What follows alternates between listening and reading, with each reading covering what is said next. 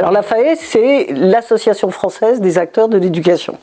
Elle existe depuis 1978, donc elle a presque 45 ans.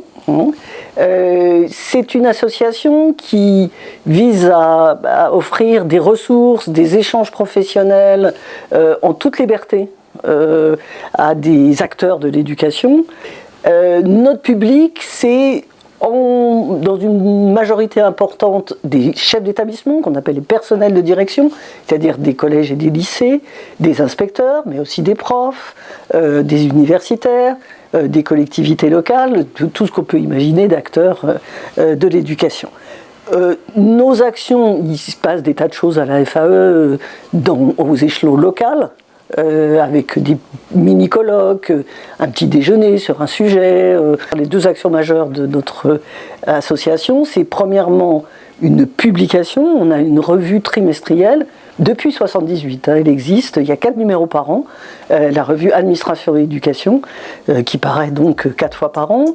Et on a un colloque national tous les ans.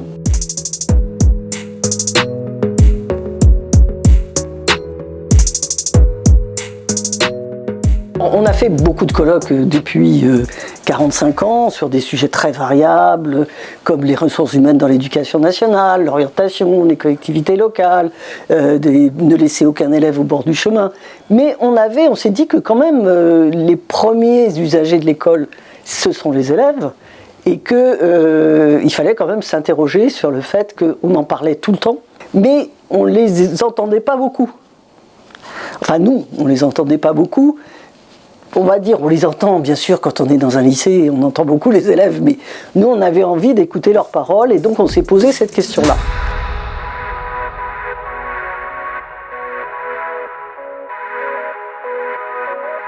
Il y a eu pas mal de conférences vraiment très très intéressantes, dont une d'un historien qui est en train, Jean-François Condette, qui est en train d'écrire avec plusieurs autres historiens une histoire des élèves. Mais alors, le moment le plus fort des séances plénières a sans doute été une table ronde avec des élèves. En gros, ils ont parlé de 3 choses qui, moi, m'ont frappé. Ils ont parlé de beaucoup de choses. La première, c'est le temps de travail de l'élève. Des terminales, par exemple. Ils disaient, mais comment voulez-vous que je fasse quand j'ai 9 heures de cours dans la journée ? Est-ce que vous imaginez, je saute de maths à histoire géo, de machin, etc., pendant 9 heures de cours, et comment je fais ? Alors que tous les profs m'ont dit « il faut que tu fasses ça ce soir chez toi » quand j'ai mes 9 heures de cours, et que, deuxième problème, je n'ai pas de lieu pour travailler dans mon établissement.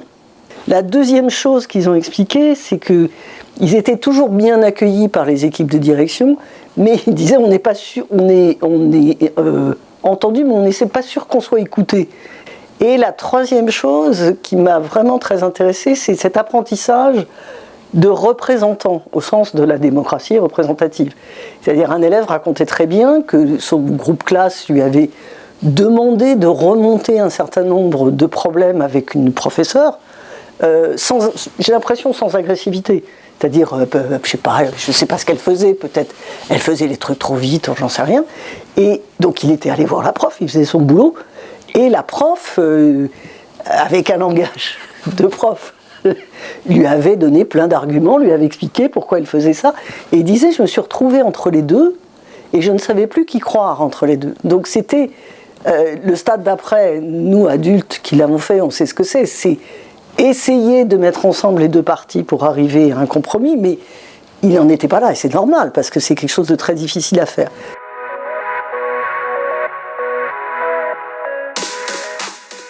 Première chose sur les publications, on va sortir, on le fait tous les ans, la 3e revue, c'est-à-dire qui paraît à l'automne, au début de l'automne, et c'est toujours les actes du colloque. Et on prévoit un nouveau colloque de la FAE pour 2023, bien sûr. Ce colloque sera à Paris, ce qu'on n'a jamais fait. On a toujours fait, on le faisait à Versailles avant, mais là on va reprendre l'Île-de-France et à Paris. Alors, on n'a pas encore défini complètement le thème du colloque. On tourne autour de la notion de temps parce que c'est un énorme sujet dans l'éducation. À la fois, c'est quand même Le rituel temporel de l'éducation est extraordinaire. Je veux dire, la sonnerie des récrés, les vacances, etc. Il y a bien du rythme. Il y a des tas de sujets autour du temps. Il y a le temps de travail des élèves, le temps de travail des profs, il y a le temps d'accélération des réformes, il y a le temps d'apprentissage. Voilà. Mais on n'a pas encore choisi le titre, mais on sait que ce sera là-dessus et à Paris. Voilà.